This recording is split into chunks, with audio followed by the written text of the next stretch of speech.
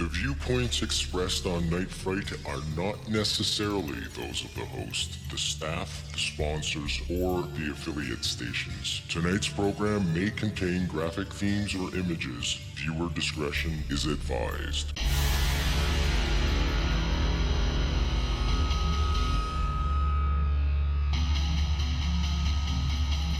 There is a time for question. There is a time for answers.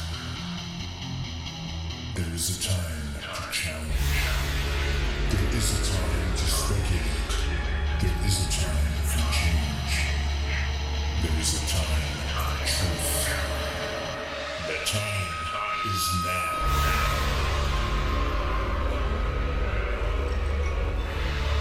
Welcome to Night Fright, your voice in the dark for horror and conspiracy.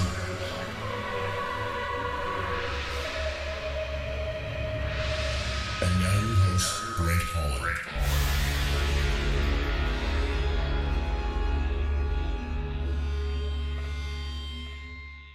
Showtime! Welcome to the show. I'm Brent Holland, and welcome one and all to Night Fright. Tonight, folks, I'm pumped. I'm pumped for one reason only. You see that face next to me? The one and only Jim MARRS returns tonight. Yeah, baby, the chairman of the board. How great is that? So get in the comfy chair, pull your feet up, kick back and relax. Get the coffee going, get the tea going, or a beverage of your choice. Jim MARRS is an award-winning journalist who actually writes and researches, immaculately, I may add, his own books. Jim is unique in today's era, and I'm going to tell you right now why. Jim doesn't copy and paste, but he composes his own thoughts and ideas. Imagine that. An original thinker. Hollywood director Oliver Stone used Jim's groundbreaking book, Crossfire, The Plot That Killed Kennedy, to base his feature film JFK on. Alien Agenda, amazing book, folks, remains one of the biggest selling UFO books of all time. Jim has authored The Terror Conspiracy, Rule by Secrecy, Rise of the Fourth Reich, The $1 Trillion Conspiracy, Population Control, How Corporate Owners Are Killing Us, and so many more. www.nightfrightshow.com. Click on the list of book covers there, right beside Jim's picture. We'll take you right to a spot where you can order them all from the comfort of your own home. It's gloomy out there tonight as we begin tonight, but perhaps by sharing some knowledge with you, we can shine a little light to brighten things up, because knowledge is power, folks. It allows you to make calculated, informed decisions. Now, let me read this as an intro to our subject tonight. Beginning in 1992, Jim spent 3 years researching and completing a non-fiction book on a top-secret government program involving the psychic phenomenon known as remote viewing, only to have the book mysteriously canceled as it was going to press in the summer of 1995. Now remember that year 1995. It's going to come back, and we're going to see why it was canceled. Within 2 months, the story of military-developed remote viewing broke nationally in the Washington Post after the CIA revealed the program, but put their own spin on psychotic studies and psychic studies. And Sci-Spies, the name of Jim's book, was finally published by New Page Books in 2007. It's my great pleasure to welcome the one and only Jim MARRS back to the show. Thank you so much for joining us tonight, Jim. Hey, Brent, it's great to be with you. Yeah, I think the main reason they canceled my book on remote viewing was not because of the remote viewing. There were several other remote viewers who were already both in and out of the military that were either preparing to write books or had already written. I think Joe McMonagle already had a book out there. Targ and them had already published some scientific papers about all this. The reason they stopped my book is because I pointed out quite truthfully that every single one of these military trained Army intelligence officers who were using remote viewing had face-to-face contact with UFOs and their occupants. Bing. This big secret. We're still not supposed to let everybody know for sure that that's real and that's happening. And why not? Okay, let me tell you, here's why not. Okay, the people who run this country, and I'm not talking about the president or the do nothing Congress, I'm talking about the financial bankers and financiers who actually run this country. They owe their wealth and power to their monopolies over medicine, pharmaceuticals, energy technology, et cetera, et cetera. And I don't think they really care if we know that there are aliens out there and that are visiting this earth from time to time, because obviously they don't intend on invading us and blowing up our cities, because if you know as well as I do, Brent, that the UFO history goes all the way back through human history. And if they were going to invade us, they could have done it when all we had to face them with was spears. So that's not it. But here's what they're concerned about. If we know for absolute certain that there's aliens out there and UFOs that are technologically far ahead of ours, then we know there's advanced technology out there, and we're not going to settle for the ever-increasing prices of gasoline and for them selling us energy and selling us pharmaceuticals and all kinds of things that once we realize that there are alternative sources and technologies. That's what they don't want. Jim, I was going to ask you, how did you even get wind that there was a project like remote viewing out there? And I think the project was called Stargate Project, right, if I'm not mistaken. It started off in '72 at Stanford, but then got morphed into something called Stargate, which was more the military aspects of it. How'd you get wind of all this? When I got onto it, it was called Grill Flame. And actually that was probably 91 or 92. Okay. Basically what happened was after the release of my book Crossfire, The Plot to Kill Kennedy, and it hit New York Times bestseller list, and it was a few months later I get contacted by Oliver Stone's people. They want to do the big movie, and it was a big deal. Well, as I would travel around as I well, and I'll say this as a coda to Crossfire and the movie JFK. I'm not going to try to say either one are 100% ground truth, but it's closer to the truth than anyone else has been the public has been allowed to see about the assassination of President John F. Kennedy. It essentially is true. Okay, so as I travel around the country, I'd be asking people, everybody from publishers in New York to taxi drivers, I'd say, what do you think's the next big, deep, dark, secret government cover-up? And Brent, almost unanimously, people would say, well, I would really like to know what's the truth about UFOs. Is there really something there? Is this real? Are they us? Is it just secret test craft? What is it?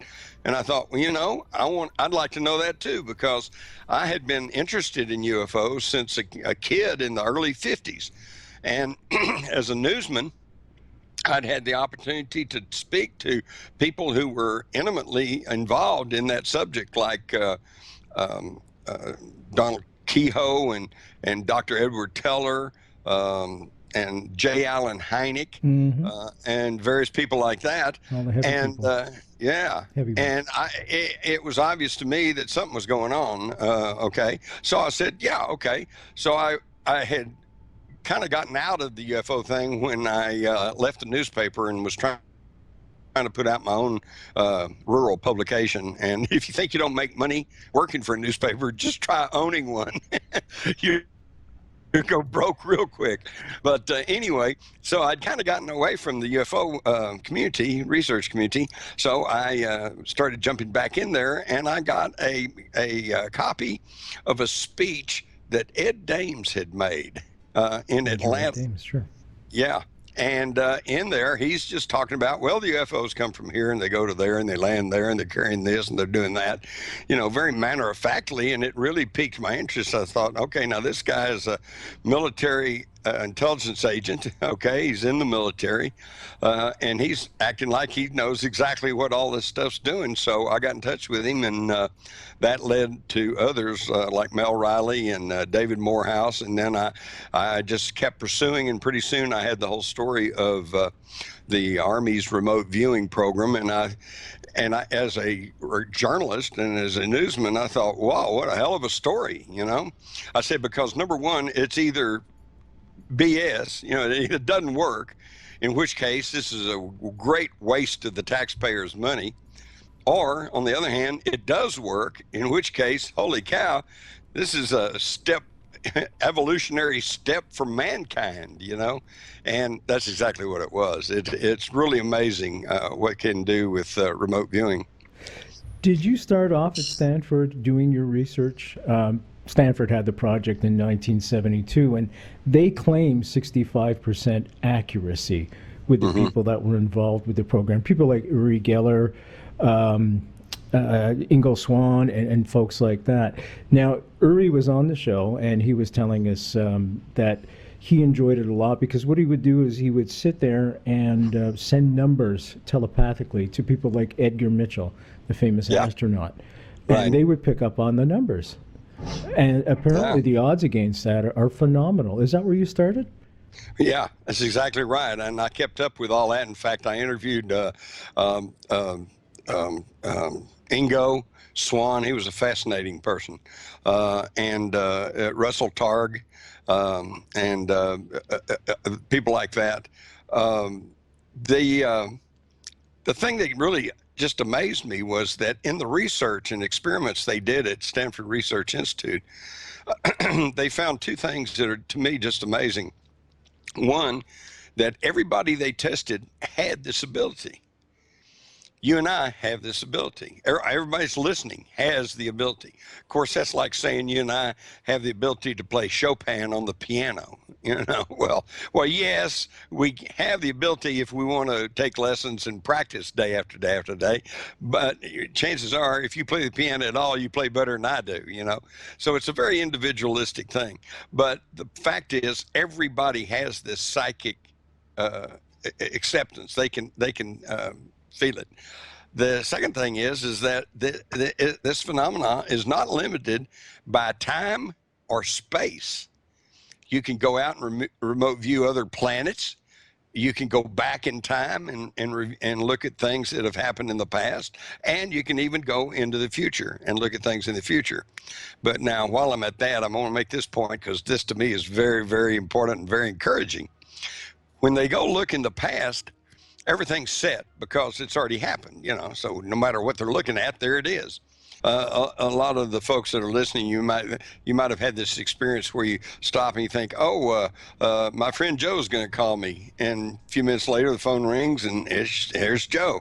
And so we really all have this thing, but it's a very soft, quiet, subtle little signal. It's not like somebody shouting at you, holding up a sign. So number one, we all have the ability. Number two, it's not limited by time or space. That's right. You can go back, look back in the past, you can look in the future, you can look out into space. And they even prove this because back in the early 70s, Ingo Swann and another fella went out and had a remote viewing, psychically looked at the planet Jupiter. And they wrote it all up, and they said, okay, it's actually got a little ring around it, kind of like Saturn, but it's very faint and small, so you don't really see it. It's got mountains. It's got a magnetic field. And of course, the scientific community said, well, that's real interesting, but how do we know that? You know, you could say anything. Well, about 10 years later, they sent Voyager out into space. They went circle around Jupiter and started sending back all the information. And it was exactly as they had described. So this shows the validity of the remote viewing experience. The first time I ever tried it, I ended up seeing viewing an office building that had not yet been built, and I drew the floor plan, and a year or so later, they gave me the official floor plan, and it was 100% accurate as to what I had drawn. So I had inadvertently looked into the future, you know. Jim, you're not reading my mind right now, are you? No, no. The things I have in my mind, you wouldn't want to draw on air. I'm just saying. Now, That's what I'm saying. I don't think I could describe it anyway. now I have a confession to make. Both you and I had a very good friend, Professor Donald Smith, who used to teach at a place in Sudbury, Ontario, where I started this show, called Laurentian University. I took a remote viewing course there. And this stuff does work, folks. And I'm not kidding. This is not hocus pocus, mumbo jumbo. No. This is the real deal. But it didn't quite work the way I thought it was going to work. So what happened was, final test, we were all told to bring a picture in. And the professor was going to put the picture inside a brown envelope, and we were to pick one envelope, which we did. We picked one envelope. There was 10 pictures, just one picture in one envelope. We picked one single brown envelope. We all focused our thoughts on it, and we were all told to write down on a piece of paper what we thought was inside it. Could have been diagrams, could have been numbers, could have been anything, and this is what we did. So all the girls, for some reason, after 10 minutes of focusing on this particular envelope, all the girls drew flowers. So we all thought, wow, that's kind of neat, because we hadn't opened up the picture yet. We didn't know what it was. All the boys, to a one, had drawn a triangle. In my case, I drew a triangle, a limousine, and I think a camera or something like that. So time had come, open up, I'm going to speed it up. Time had come, we opened up the picture. It was a picture, one of the ladies that was inside the class, young lady, her friend had got married on the weekend. So we knew what the flowers were, we knew what the limousine was, we knew what the camera was. We couldn't figure out why only the guys had drawn the triangles. Then we're looking, and all the girls that were in this picture all had low-cut dresses. So we were all looking at cleavage, folks, just to say boys are pigs even when remote viewing. But it does work, all kidding aside. They say in remote viewing that the viewer, no matter what his tasking is, he's drawn to whatever interests him. So I think that held up pretty true there. In other words, for example, if you're doing military remote viewing and they want you to go look at some terrorist headquarters, okay? Well, it happens to be situated next to a circus. You're going to go look at the circus because it's a lot more interesting, you know. Your attention's going to be drawn to that. Exactly. I know Ingo Swann told me about the time that he was tasked to go look at some kind of new Russian submarine, and he started describing this round circular object and how it was hovering over the surface and blah, blah, blah. And these military generals are going, "Are you talking about this submarine?" He said, "No, I'm looking at this UFO that's hanging over it." And they all went, "Stop, cut, you know, we don't want to hear about that. We're not even going to listen to that. Stop that," you know. And that's the thing. They officially, the remote viewers in the U.S. Army were never, ever tasked to go look for UFOs because, after all, the official government position is, well, they just don't exist. There's nothing there, folks. So they never were told to go look for that. But they were told to go look into the upper atmosphere and see about if there were any high-flying, high-performance aircraft up there, of course, hoping to see if maybe the Russians or the Chinese or somebody had some kind of new test plane up there, you know. Well, they'd go up, they'd look around, and as one of them told me, he said, "I went up and took a look up there and said, those guys are not even from the neighborhood." You know, so they all inadvertently would come into contact for the UFOs because they're so ubiquitous. You know, they're just here. And even Uri Geller, when he was on the show, said he believed that this gift, he called it a gift, was given to him by extraterrestrials. Isn't that funny? So this all ties it in together. Now, do you think, you know, going back to the ancient alien theory, do you think that this particular aspect of our DNA, I presume it's DNA, was given to us by them as opposed to the rest of the animal kingdom? Well, it doesn't matter what I think. The fact is that this was written down centuries ago. It was written down 2,000 or 3,000 years before the Bible was ever written down in the cuneiform tablets of the ancient Sumerians. Now, when I was early in school, we were basically taught that the first highly technological human civilization was the ancient Egyptians. But we now know that they were just a follow-on civilization to the great Sumerian civilization that predates them by several thousand years, and that there were probably even civilizations even before that we don't know about. But the ancient Sumerians go back at least 7,000 to 9,000 years, and they wrote everything down, just like the Egyptians, just like the Romans, just like the Nazis. They were great record keepers, okay? And every time that they would talk about how things got started, they would say, when the Anunnaki came, well, the Anunnaki translates as those who came from the heavens and landed on the earth. And it said they came. In fact, if you go and really make a serious study, you find that every Aboriginal peoples in the world, whether it's the Aborigines of Australia, Dogon tribe in Africa, the Celts, the Mayans, the Aztecs, the Incas, the ancient Egyptians, the ancient Chinese, they all talk about these gods that flew through the sky and would land and would teach them things, teach them agriculture, teach them law, teach them writing, et cetera, et cetera. So, I mean, the idea that we just came out of the primordial mud and dragged ourselves up by our own bootstraps, just, number one, doesn't seem to make any sense, and number two, is answered by these writings and these texts that still exist. They unlike the Egyptians or the Romans or like us, we got everything on paper. Well, paper can burn up in a fire, it can get destroyed in a war, it can rot and fall away if it gets flooded, and you lose a lot. The ancient Sumerians etched all their writing on these cuneiform tablets made out of clay, and then they'd bake them. So they're like stone, and there's like a 500,000 of them still in existence, scattered around in the basements of museums all around the world, and only about 20% of them have been translated. I keep trying to encourage some young person, if you're looking for something to do with your life, learn Sumerian and go visit those museums and find out what's the rest of the story, and some of these questions like you have, like I have, like we all have, might get answered. We might get an answer. Absolutely. And Jim, I was thinking, your analogy is very good about a hard copy. And I'm thinking in 100,000 years from now, there's not going to be any DVDs, there won't be any CDs left. But all of a sudden somebody will come along and find something white about 12 inches by 12 inches and open it up. It'll be the Beatles' White Album. No, what they're going to do is dig up an old Coke bottle, and they're going to say, I wonder what this is. And the other one says, I don't know, but I think it's some kind of fetish to the female farm. They obviously were preoccupied with sex.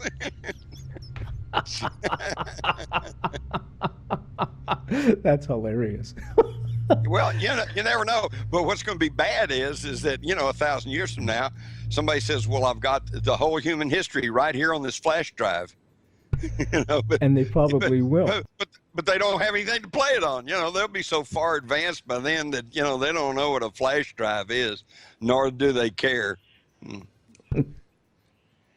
Jim, I was making a jest at the beginning of the show. How do you find writing is today? All the books you read and things of that. Has it changed over the... How do I find writing? Yeah, people who are writers claim to be writers, researchers. I open up these covers, on these things called books, and there it is, writing. I guess what I'm asking is, has it changed? Has the quality of the research changed? It certainly has. The other thing is that I not being too silly, but I know what's in every book in every library in the world. Words. Yeah. No. What's the one thing young writers, because I want, me, I always like to try and inspire the young folks who are listening. Yeah, me too. I have a different demographic than most roast radio shows. A lot of young kids tune in. So because I have a quality author on like yourself, and the most prominent researcher in conspiracy bar none, what would you say to the young kids? I'd say number one, learn to read. Learn to read well. Now, once you learn to read well, you're king of the world, because especially it used to be when I was a young guy, I'd have to go to a library and I had to learn the Dewey Decimal System, and I had to go through those card files, right? And then you have to go search through those stacks. Today you just go boop, boop, boop, boop, boop, boop, boop, go to Google and you've got the entire human history and the entire human knowledge at your fingertips. And this is what really blows me away. The younger generations today have more access to knowledge than any other generation in written human history. If you learn to read, I maintain that you can learn anything. You want to know auto mechanics, you want to know architecture, you want to know physics, you want to know any scientific things, you want to know history, you want to know literature. If you read, just get on the computer and you can learn anything you want to learn. The JFK Assassination, the definitive book by Brent Holland. From inside the Oval Office to Dealey Plaza, first-person witness accounts. Order yours right now. nightfrightshow.com. We are greatly benefited from the movie JFK, and of course your book was the foundation for that movie, because I think JFK may be the movie, folks, I'm talking about Oliver Stone's cinematic masterpiece, may be one of the most important movies in history of all time, because it opened up, the people demanded after watching this movie that the files for JFK, some of them were opened up, and Clinton followed suit. So actually George Bush was a senior at the time, but Clinton followed up on it once he was elected. You wrote a wonderful intro to a book by Sherry Feaster. Can we talk a little bit about Sherry Feaster's work? Sherry gets beat up all the time on YouTube, on my YouTube channel, for her research. People write in and they just can't entertain new ideas. Just all kinds of nasty things get said about her. What's your feeling on her research? She's a CSI, folks. I should put it in context first. Sherry Feaster's a CSI. Her shows are there in the archives of Night Fright, of course. She used 21st century forensics to find a frontal shot in the JFK assassination. Now, what isn't orthodox, the frontal shot, everybody thinks, came from the Grassy Knoll, the kill shot I'm talking about. Obviously, I think, my own opinion, I think there were shots from the Grassy Knoll without question, but she claims by using 21st forensic CSI crime scene investigation techniques, the kill shot came from the opposite side of Dealey Plaza, the South Grassy Knoll. Can you pick it up there, my friend? Well, yeah, and the thing is, she's using scientific methods. And of course, if you have hard scientific data, if it goes against the established scenario, then you got problems. It used to be anybody who said that shots came from the Grassy Knoll was considered a nut and a kook, because the official word was 3 shots from the school book depository, by Lee Harvey Oswald, even though the evidence shows I doubt he even fired a shot. How can I say that? Well, number one, when the cops interviewed him and asked him where he was, he said he was in the downstairs lunchroom, and he correctly identified a couple of guys that were down there. How could he known they were down there unless he'd been there to see them? They gave him a paraffin test, and while it did show some nitrates on his hand, it showed no gunpowder, and there was no gunpowder or nitrates on his face. And I can assure you that if he had to crank off 3 shots in 6 seconds with that old loose bolt Italian war rifle, every time he pulled, he could not have done that without keeping that rifle up next to his cheek, in the classic rifle firing position. And every time he would rack that bolt, those gases would have hit him in the face. So that showed he had not fired a rifle that day. Plus, he himself said, "No, sir, I didn't shoot anybody. I'm just a patsy." And that's been subjected to voice stress analysis, shows he's telling the truth. So, so over the years, all this came out. And so finally, most people now accept the idea that there was a Grassy Knoll gunman, but the idea of another shot from the South Knoll, again, just tends to strike people wrong because that goes against their belief systems. But interestingly enough, I had a reason to suspect that there was a shot from the South Grassy Knoll long before Sherry did her forensics work, but it was just based on some of the testimony and based on theory, I suppose. Mm-hmm. And so I didn't really say much about that because I didn't think I had anything to back it up. but now we've got Sherry's work that would seem to back it up. And of course, if this is all true, then we're talking about a real military style ambush. Okay. Yeah. This was not Oswald and some friend or a couple of goofballs. You know, this was a staged, well organized, and well carried out military style ambush using the latest techniques in shooting, in plastic sabots so they could shoot.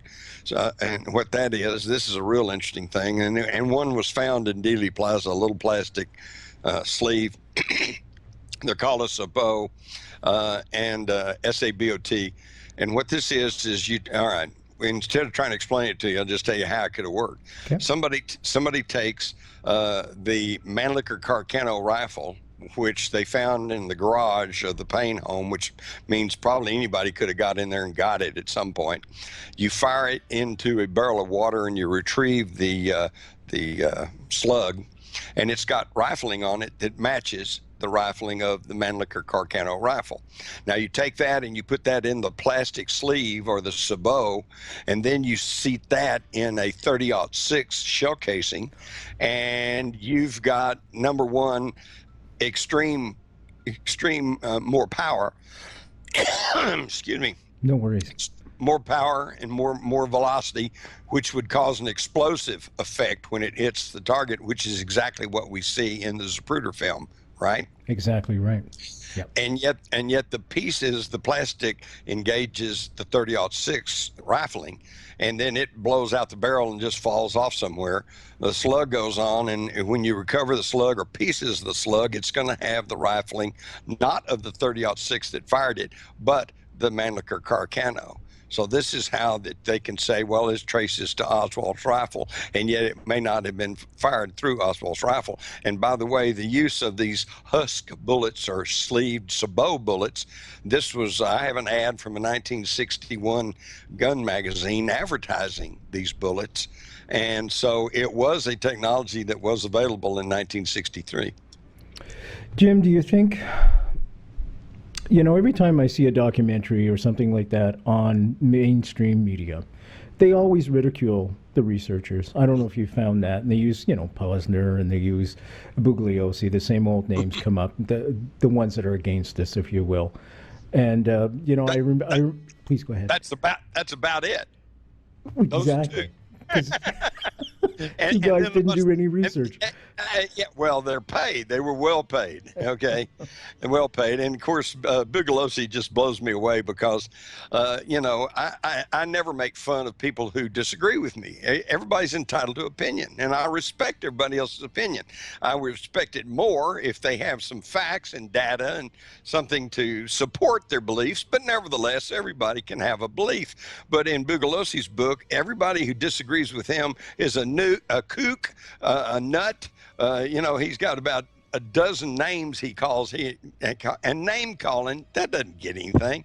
And the one that really gets me is he spends 2.5 pages on a self-admitted phony conversation between some made-up mobster and Jack Ruby, and it sounds like a bad script from the Pianos or whatever, you know. Hey, Jack, we want you to whack Oswald, you know. You know, what's the matter, you know, what are you going to do about it, you know? And this type of thing, that's not scholarship. That's no, not, it sure isn't. It's sure not isn't. Facts. And yet, you know, because he has name and because he has the establishment media behind him, then his goes everywhere, you know. For give you another perfect example, you got a guy who was a ballistics expert, and he got the idea that well, maybe it was seemed to be a high-powered bullet, so maybe it was fired from an AR-15. And he did a little bit of research, and he found out that the Secret Service agents in the backup car behind Kennedy did carry, there was a Secret Service agent back there by the name of Hickey who did carry an AR-15, the civilian model of the M16 rifle. So he got the theory that perhaps Hickey stood up and was going to return fire at Oswald, but he slipped, and he fell back, and the gun went off, and he accidentally shot Kennedy in the back of the head. but nobody wanted to admit that, so that's been covered up all these years. Well, that's an interesting theory, okay? But it didn't. The only problem is it didn't happen. Didn't happen. Okay? Now you got all these people standing there within 10, 15 feet of both cars all the time. You got hundreds of people there. Not one of them said, by the way, the Secret Service agent behind slipped and shot him, But anyway, so this cockamamie theory gets made into a book. It gets reviewed by the Washington Post and the New York Times, and it appears in Newsweek and in Time, and, it goes all over the country, okay? And yet, we've got a guy who's still alive today, James Files, who's sitting in Joliet prison, accused of shooting a cop, who has actually confessed to being the Grassy Knoll gunman, and there is physical evidence linking him to Dealey Plaza, all right? Now, here's a heck of a story, and how many people have heard that? Not very many, because it gets no play. So, see, it's all in how you distribute the information. Jim, it's funny, because you're talking about wacky scenarios and things. One I heard on YouTube was somebody was claiming that not Greer, because that one's kind of been dismissed at this point, who was the driver, had turned around to shoot. That's gone. Pretty much that's good. I hope so. Let's leave that one to rest. Because his hands never leave the, That's right. the wheel. But the latest one has Governor Connolly killing JFK. So my idea is he must have been he must have been very fast to jump around to the back of JFK, shoot him in the back of the head like the Warren Commission wants, right? And then run back in time to be wounded. Well, my theory is that since we know that Kennedy's back wound was below the shoulder blades to the right of the backbone, that's been clearly established. Yeah. And then he had a throat wound at his Adam's apple. Okay, well, that's an upward trajectory, isn't it? It'd have to go right over Connolly's head. So the assassin was hiding in the trunk of the car. That must be it. That must be it. Counts for the upward trajectory. Oh, it's the silliest thing in the world. Here's the main problem. All seriousness aside, there has never ever yet been a in-depth, honest, probing investigation into the death of John Kennedy. The Warren Commission started off with a predetermined conclusion. Oswald did it all by himself, and they cherry-picked the evidence to support that and conveniently left out anything that didn't support that, including witness testimony and evidence and everything else. And then we get to the House Select Committee on Assassination, and they did pretty much the same thing. Yes, they did. So they just started with the premise. In fact, the Blakey, who ended up being the head of that committee, said right off the bat that they weren't going to look at any new evidence. They were simply going to go back and review the old evidence to make sure that it stood up scientifically. And of course, it did not, because they were forced to conclude at the very end of their committee life that, well, since we have two separate sets of acoustical scientists who said at least one shot came from the Grassy Knoll, there was probably a conspiracy, but the guy that fired from the knoll probably missed, and it was still Lee Harvey Oswald with 3 shots from the school book depository. So, go back to bed, America. Everything's okay. Everything's okay. Yeah, it's unbelievable how, they come out with this final conclusion that they feel it was probably a conspiracy. But all of a sudden we got to close our doors and there's no money to continue. What a shame. The assassination of the president of the country. And then after the Stone movie, of course, that prompted a public outcry, and they demanded that these documents be released, all the information be released. So Congress created the Assassination Records Review Board, and they had a mandate to go into any government office and file and dig out anything that had to do with that period of the Kennedy assassination, okay? And they did. They did a wonderful job, and they amassed this huge pile of information. But then they said, well, that was our job. Nobody said we had to make sense out of it. So they just left it there, a great big pile of information. And we still don't even know for sure what all they came up with. Yeah. Except I know some stuff, such as one of the things they came up with, it was that the Zapruder film was altered that very weekend. Is that right?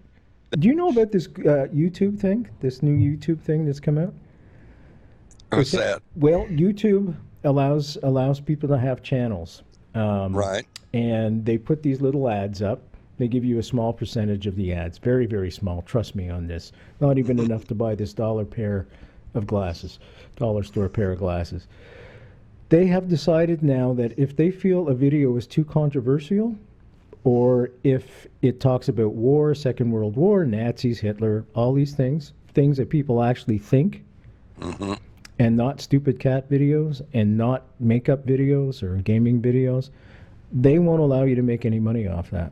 So what's going to end up happening is content makers of shows like this won't be able to make any money of the shows that they put up on to YouTube. So what that which means after a while they won't do it, right? Well, because, you know, I mean, I've $240 for this mic, folks. Hello. Right. You know what I'm saying? And I mean, let's face it, it's all about the money. It is. You know, people have accused me of writing books just to make money. And I try to tell them, look, when the New York Times, you know, prints an edition of the newspaper, is it out of the goodness of their heart and to bring you the news? No, it's to sell advertising that they put in there so they can make money. It's all about money. If you don't make the money, you can't do anything. This is ridiculous. Yeah, you know? Absolutely. Imagine that, a writer that actually wants to be paid for their work. God forbid. I'm just wondering about, what about the First Amendment that they not understand? I mean, I thought this was a free country. I thought we have to, you know, now I'm the first to agree that if you have a public outlet like the internet, okay, there probably may need to be some slight policing for, I don't know, sex and dirty words and really obscene stuff and, you know, horrendous, well, I don't know. I start to say beheadings, but hell, you're going to have that if you're going to be covering the news, right? Exactly. So I don't know. I think it's up to parents to watch out and protect their children. And other than that, for grown people, hey, it's your own lookout. It's supposed to be freedom, you know? What a concept. Yeah, I was really upset because one of the shows that they didn't allow me to make $10 off of for the year was a show on Benghazi. And I was outraged. Absolutely outraged. Larry Hancock was on with his new book. I guess that we know who they're supporting for president. Holy cow. What are your views on Benghazi? This is something we've never discussed, Jim. Now, I have to tell you, I know all about Benghazi. It's all about the missile sales. See, we're selling, we're arming, we created ISIS, okay? In fact, I can give you an exact date. You go back to September the 13th, 2013, and we find that Obama announced publicly that he was bypassing the U.S. laws that prohibit the sale of arms to known terrorist groups because he wanted to arm the Syrian rebels so they could overthrow Assad, a duly elected president of their own country, you know, a nation. And of course, that turned out to be ISIS. And the Syrian rebels were rife with Al-Qaeda and with ISIS. And then we were going to be selling them the Stinger missiles that they could be using, okay? And the American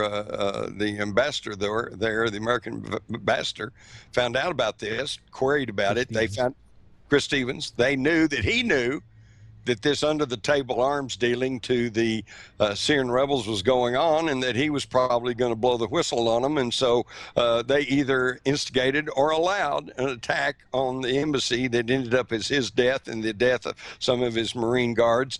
And when the U.S. military tried to respond, they were called off. It's that simple. But of course, they go through all this hoorah, you know, and this and that, and maybe this and maybe that, and blah, blah, blah, you know, to try to keep the heat off because Obama's still in office. And Hillary's running for president. And she, as Secretary of the State, should have and would have the power to say, you know, let's say this. I'm reminded of American history, you know, back in the early 1800s, the Barbary pirates, right? That's right. And they were coming off the coast of Libya and off the coast of North Africa, and they were stopping American ships and killing Americans and robbing them. And we said, sorry, we're not going to allow that. And we sent the Marines over there, and we just kicked their royal behinds, you know. But come on now, folks, what's happening today? Are we just a bunch of milquetoast that every little ragtag bunch in the world can kick us around and we're not even going to do anything? It's amazing, you know. And yet we are spending probably well over half, maybe even 3/4 of our entire national budget each year on military and defense spending. Okay, and yet when it comes time, for some defense, they can't seem to work up the courage to go and use it. It's absolutely amazing to me. Of course, I'm surprised we can even talk about this because, like you said, good thing we're not on YouTube or they'd censor us out. You couldn't talk about it. Couldn't tell people what's really happening. No wonder we're in such a mess, okay? Because, very simply, I don't care if you're the most brilliant person on the face of the earth. You could have an IQ of 210, but if you're operating on incomplete or erroneous information, you'll never be able to make a decent decision on anything. And that's why that the masses of people in this country today seem to be idiots, because they're really not, but they watch TV and they are being snowballed with incomplete and erroneous information, and that's why they can't seem to make their decent decision on anything. And instead, we're distracted with all these really important issues like, should we let transgenders go in the men's room or the women's room? Or, the one I saw the other day where they arrested and handcuffed and hauled off some kids between the age of 6 and 10 years old because there had been a schoolyard fight and they didn't intervene. Oh my goodness me! And the police arrested them. I mean, we just gone nuts? I think. I think we've gone insane in this country. Yeah. And the main reason we're insane is because of lack of knowledge.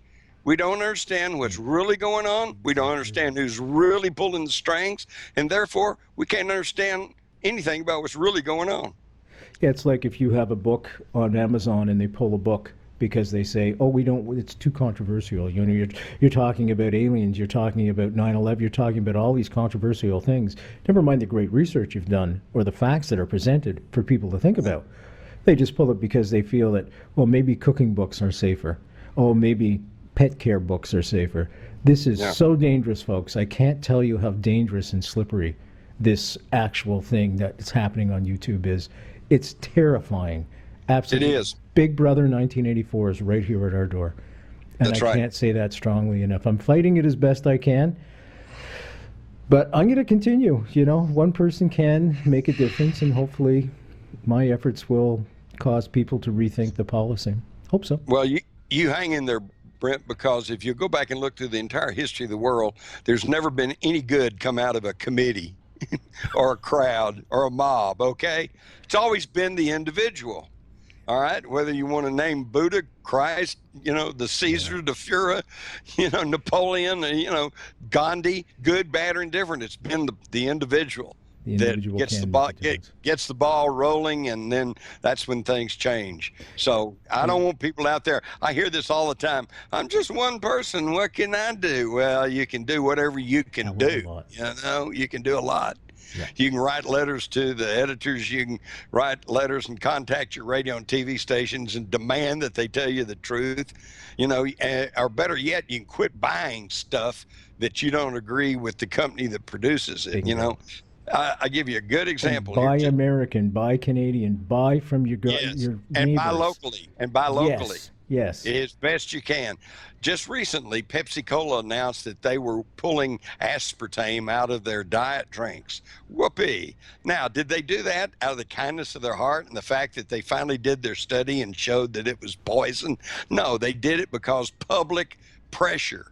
And they admitted that. They said the public demanded this, and so they gave into it. And Brent, this is a really good example of how corporatism may be preferable to socialism, because under socialism, you'd have a bureaucrat running the whole thing. And no matter how many people told him we want aspartame out of these drinks, he wouldn't listen, right? Because he's just waiting for his retirement, and he answers to a boss, and that's the only person he really listens to. But under corporatism, if enough people say we don't want that poison in our drink and we're not going to buy it, then the corporate, who's always worrying about the bottom line, they go, okay, well, we'll take it out. So you can actually make some changes under corporatism. Yeah, I even had on this same line, one person making a difference. I put a show up on Dr. King, and they felt that didn't have any value. Dr. King, folks. Yeah. I had to write to them and explain who Dr. King was. I couldn't believe it. I was stunned. Oh, the ignorance today is abysmal. I wrote one of my past books writing about the bank failures of 2008. I had a young editor who's supposed to be editing my books query me, asking me, "What is a bank run?" Can you imagine? God. Can so you you have imagine? to tell him to read the book. Yeah, read my book and you'll know. Jim, there's the It's music. We got to run. Thank you so right. much for living through these nightmarish interruptions by Well, the NSA, we got whoever. through despite the technology. You're a great man, my friend. God bless. We'll see you soon. All right. Thank you. Brent Holm from Night Fright. See you next time.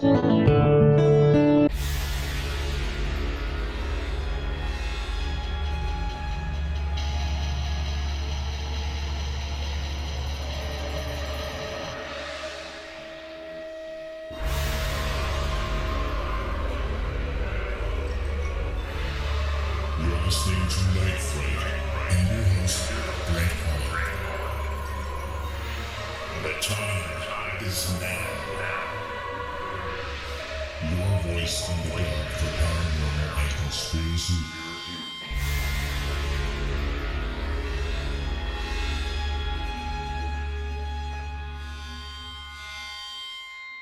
The JFK Assassination, the definitive book by Brent Holland. From inside the Oval Office to Dealey Plaza, first-person witness accounts. Order yours right now. NightFrightShow.com.